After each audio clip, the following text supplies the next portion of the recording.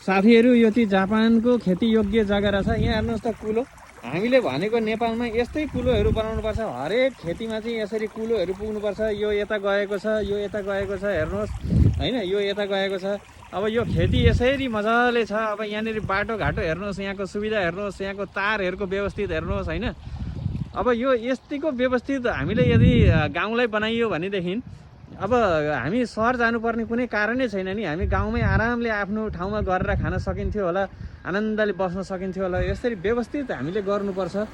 हामीले गाउँमा पनि यसरी व्यवस्थित गरियो भने चाहिँ यस्तो। अब यहाँ बाटोमा तपाईँको एउटा धुलो देख्न सक्नुहुन्न। यहाँ कति राम्रो बाटो, चिल्लो बाटो बनाएको छ, हेर्नुहोस् त। अब हामीले विकास भनेको के हो हामीले देखेकै छैनौँ। अब हाम्रो गाउँ, हाम्रो नेपालका गाउँहरूलाई पनि यसरी नै विकास गरेर चाहिँ हामी सबै सहरमा बस्ने सबै हामी आफ्नै गाउँ फर्केर चाहिँ हामीले आफ्नै गाउँमा गरेर खानुपर्छ है साथीहरू।